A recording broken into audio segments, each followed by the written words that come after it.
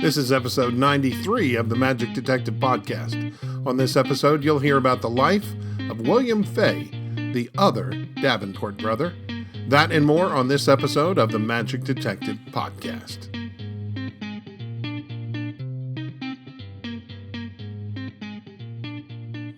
Hello and welcome to the Magic Detective Podcast, your podcast home for magic history. I'm your host, Dean Carnegie. I am the Magic Detective, and this is episode 93. Well, I took a little break from the podcast and magic history in general.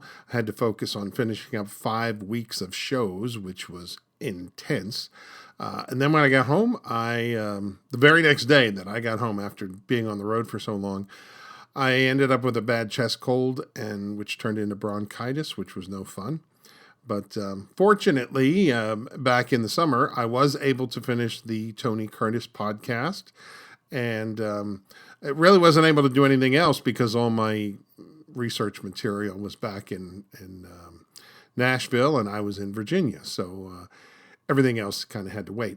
But one of the things I did do while I was away, and this is just kind of a fun magic history thing, is I took a deep dive into a particular trick, the thumb tie.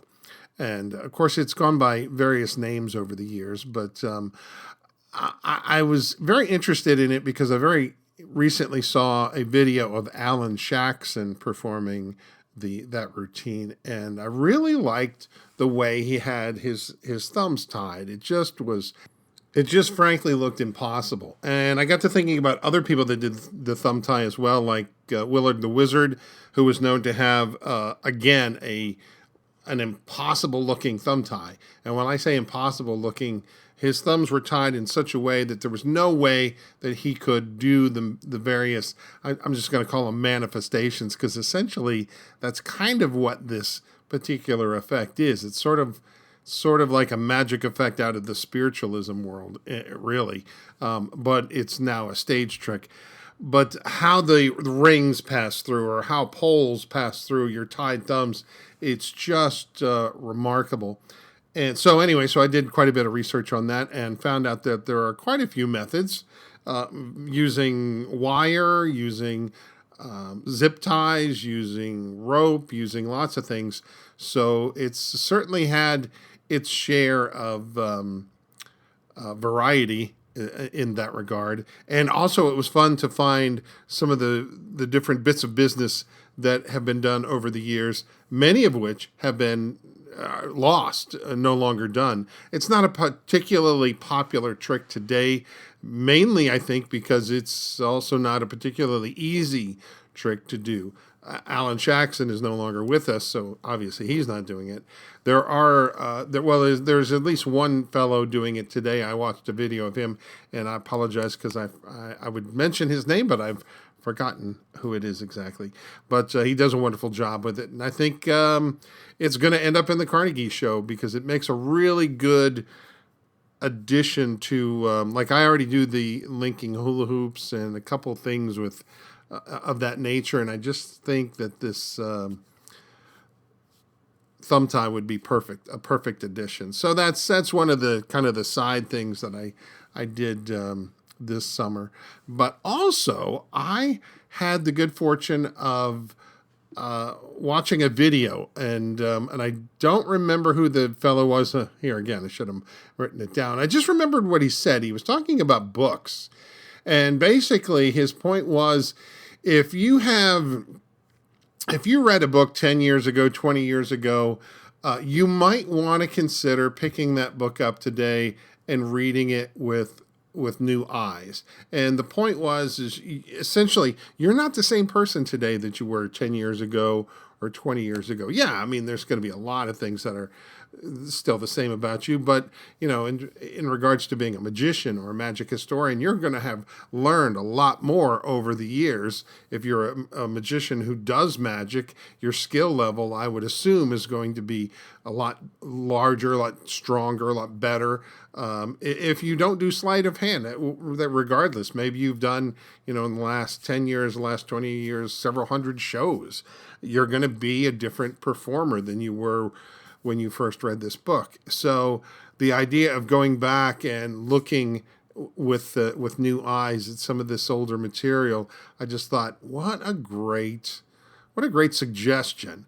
And and all of us out there that are magic historians, and even those that are just starting to get into magic history, and you look at your shelf and you go, well, I've got a few books, or some of us, thousands of books.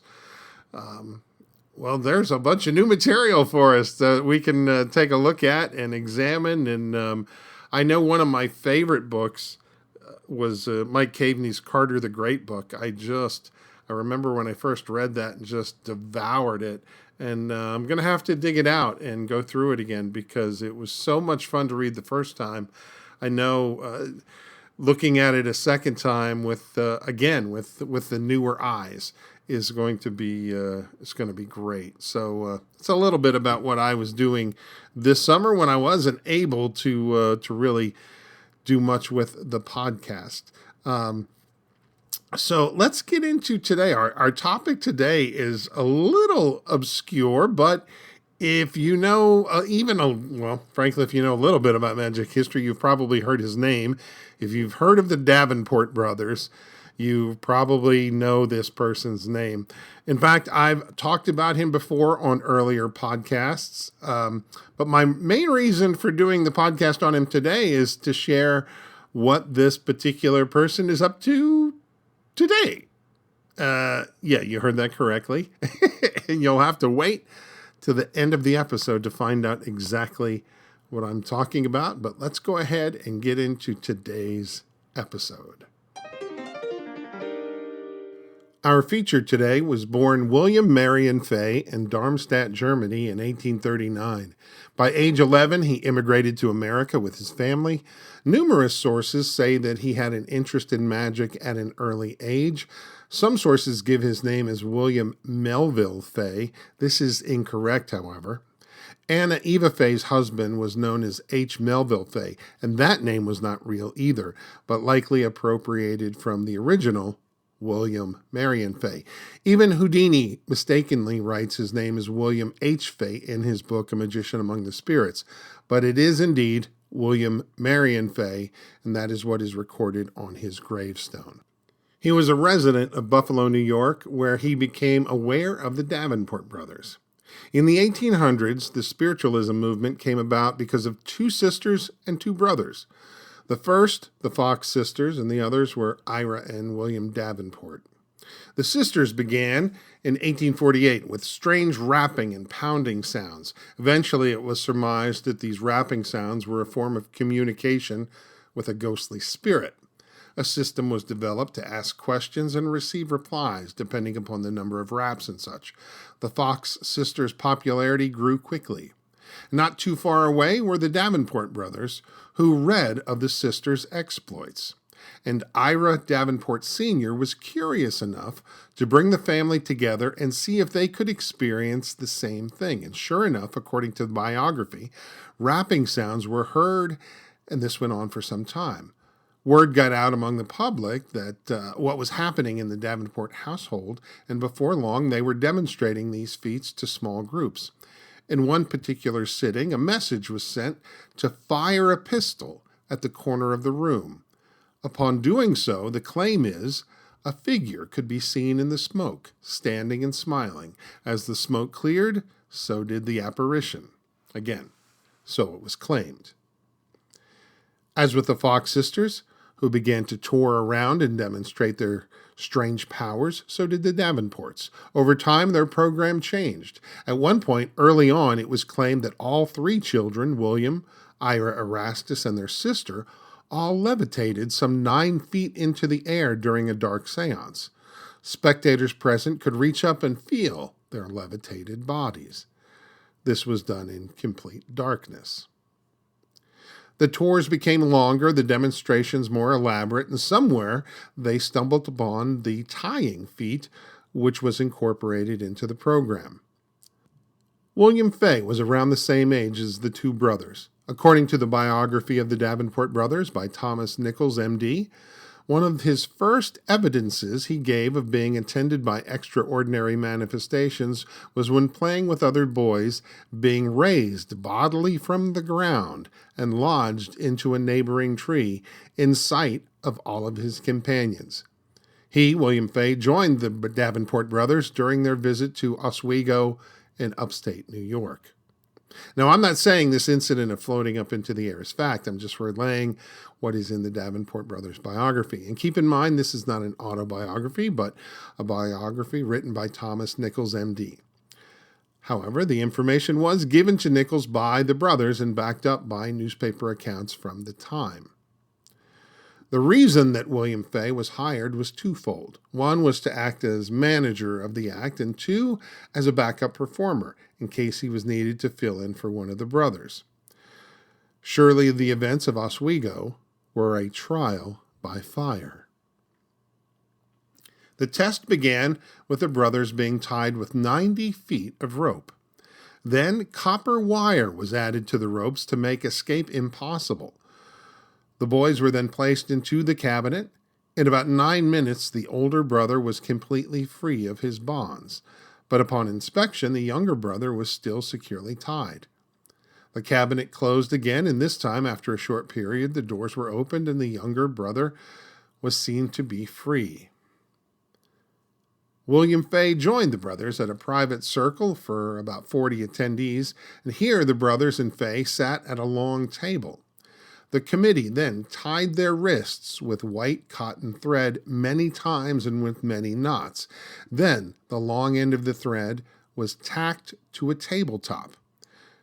This was done for each one of them. To add another layer of security, the tacks were then covered in wax to show that they hadn't been removed. Next, instruments like a guitar, a mandolin, a tambourine, and bells and such were placed on the table, but put out of reach of the three gentlemen. Next, the spectators, keep in mind, the spectators were tied with ropes so that no one in the room could be accused of manipulating the instruments and causing them to play or rise or move.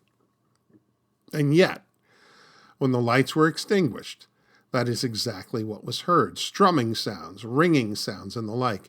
When the lights were brought back up, the three gentlemen, the Davenport brothers and Fay, were seen to be sitting quietly, still, with the ropes severely tied on their wrists, or in this case, the thread tied about their wrists.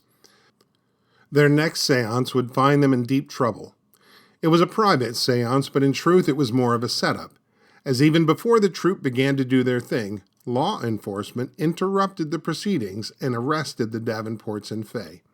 They were quickly brought before a magistrate and accused of performing without a license. Magicians, jugglers, circuses, menageries all required a license. The Davenports argued that they were presenting a concert because of the instruments. The judge, however, decided that they should pay a fine or be imprisoned. The Davenports, after a little bit of reflection upon the situation, decided to remain imprisoned as they felt their rights were being denied, especially the right of free practice of religion. They remained jailed for 29 days. The guards were very lenient and allowed them to have visitors and even conduct seances in their cells. There is no mention of William being arrested, but as he did start with them in Oswego, it's safe to assume that he was in jail with them as well. Houdini mentions in his book, A Magician Among the Spirits, that William Fay always kept an extra piece of rope hidden in his mandolin in case of emergencies.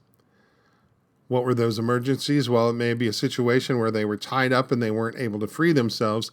They could cut their way out and then have that extra piece of rope to show that they, were free but didn't cut themselves out. Kind of clever. Earlier, when I said that William Fay joined the brothers, I should clarify he joined the company. He was a backup performer to William Henry Davenport, who was known to be rather sickly, and he would slowly take over as company manager. He would learn all the aspects of the Davenport business, both the show and the business parts. The year was 1864. Eventually, Fay would replace the Davenport's father as manager, and the troupe would head over to England.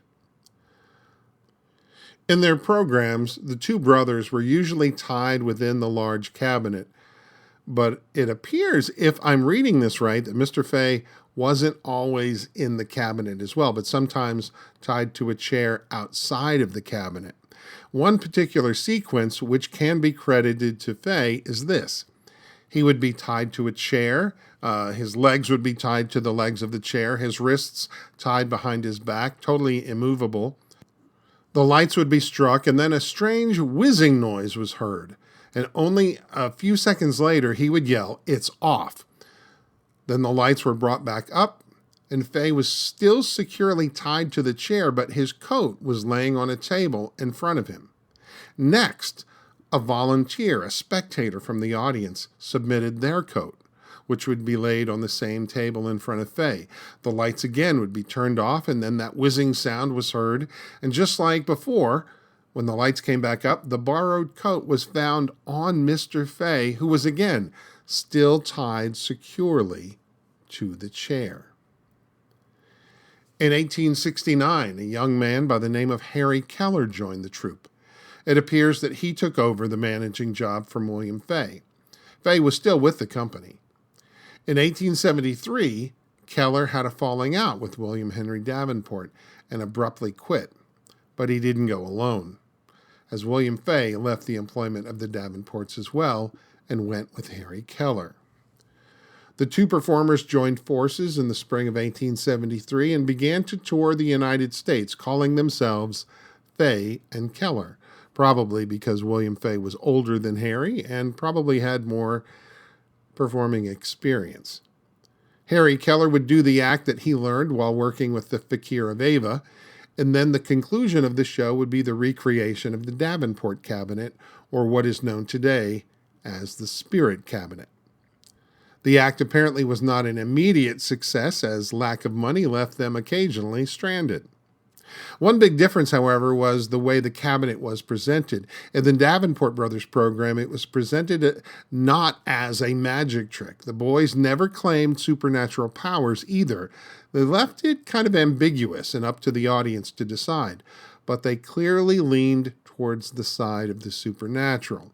Keller would have the cabinet presented more as a trick. In fact, he often included spirit exposure routines in his show, a vast difference over the Davenports. Their luck would change, however. Keller secured some dates for them in Cuba. And at the Albizu Theater in Havana, it was said they made over $3,000 during their first night on stage. Success continued for Fay and Keller on their tour of Cuba. From there, the two went to Mexico and again met with great success. To cut down on their travel expenses, they hit upon a novel idea of leaving the spirit cabinet behind in each city they played and simply having a new one built when they got to their next destination. Back in this time, the spirit cabinet was just that, a very large wooden cabinet. There was nothing faked or gimmicked about it, so having the locals build a new one was rather easy. From Mexico, they sailed on to South America and toured all over the country. The tour of South America was successful with the exception of a couple weeks in December of 1874. By July 1875, the South American tour was complete, and Fay and Keller got on board the steamship called the Boyne and set sail for Portugal. On August 18, 1875, the Boyne hit ground near the Ushant Island and sank in the Bay of Biscay. This Ushant Island is just off the coast of France. This area of the Bay of Biscay has claimed numerous ships over the years. The Boyne wasn't the first ship to go down and wouldn't be the last. Fay and Keller survived the shipwreck, but they lost all of their belongings and show props and money. It's been recorded that they lost a combined $40,000. And this marks the end of the Fay and Keller partnership. They both returned to England, headed their separate ways afterwards. Keller was determined to rebuild his act, so he went his way, while Fay lucked out and rejoined the Davenport brothers, who had just arrived back in England. They toured throughout England and then on to India, New Zealand, and Australia.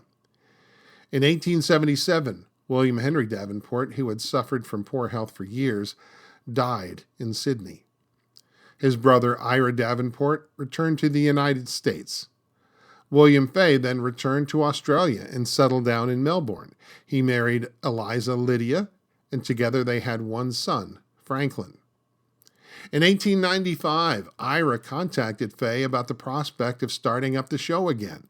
This time it would be Davenport and Fay. The Sphinx magazine mentions that at one point, Davenport and Fay, as well as Harry Keller, were all performing in Washington, D.C. at the same time, though Keller's act was anti-spiritualist and even put down the Davenports as part of the cabinet routine. The three individuals still remained on good terms. Sadly, Davenport and Fay was not a big success. Either the performances were below the standards of their youth or just behind the times. Whatever the case, they threw in the towel rather quickly. Ira retired to Mayville, New York. William Fay went back to Australia. Whenever Harry Keller was on tour in Australia, he would make a point to visit his old friend and partner. One year he spent Christmas holidays with the Fays. Houdini also visited William Fay in 1910. And I have a feeling there's a lot more to learn about William Fay in the letters that Houdini wrote following that visit. There's a reference to a letter in A Magician Among the Spirits, but Houdini doesn't go into great detail. So perhaps in David Copperfield's big collection, there is a lot more information on the latter days of William Fay. William Fay invested in real estate. One source says he raised sheep. Another said he opened a general store. But the end result of it all, he became rather wealthy. William Marion Fay died on July 16th in 1921 at the ripe old age of 81. He was buried in the Melbourne General Cemetery along with the rest of his family. Now, you might think that's the end of it, but no. Fast forward to 2023, in fact, only a short time ago. I was contacted by a relative of William Fay, a descendant. She shared with me a most unsettling situation. She also revealed a couple things I found fascinating. Apparently, William, back when he was alive, wrote a book of his exploits for the family. This book still remains in the family's possession, and from what I'm told, is highly guarded. Even the woman sharing this information said she's not been allowed to read it, as family members, well, the ones that have the book, refuse to let it out of their possession. She also has some articles belonging to Fay artwork, furniture, even the bed he slept in. She claims sleeping in that bed will give you the wildest dreams of your life. I can only imagine. But that is not the craziest thing. Back in May of 2023, she was caring for her 90-year-old father. While at home, the lights in the house went out. Now, she went outside and noticed that all the street lights and all the lights on the other houses were still on. She walked back in and the lights came back on, but now were flickering. The TV was turning off and on. The lights upstairs, which were previously off, were now suddenly on. She ventured upstairs to turn the lights off, and the moment she got up there, the lights went off again, on their own. When she would walk back downstairs, they'd all come back on.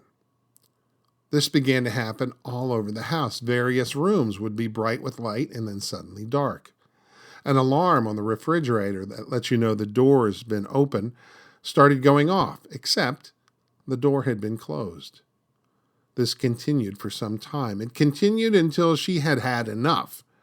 Rather than be scared or elated, she was pissed. She yelled out some profanities directed right at the spirit of her ancestor, basically saying to knock it the F off. And to her surprise, all the manifestations stopped at that very instant, and things went back to normal. No explanation for what caused this craziness. Now, that's a great story, but she also had the wherewithal to video part of it, and I've seen the video, and it is crazy wild. So, William Fay is apparently still out there trying to entertain, at least in some capacity. And it sure makes for a great tale. one without an explanation. And you can believe it or disbelieve it. It doesn't matter. It's still a great story. Though I would suggest if it happens again, they might want to call an electrician. And that, my friends, is going to do it for this episode of the Magic Detective Podcast. And by the way, if you enjoy the podcast, please consider giving it a like or a thumbs up or a 5-star review or whatever your provider allows. And I will be back very soon with another episode very, very shortly. Trying to get a couple more episodes in before we start season 6 in late October. Until then, I'm Dean Carnegie. I am the Magic Detective. Thank you for listening. Please be well and stay safe.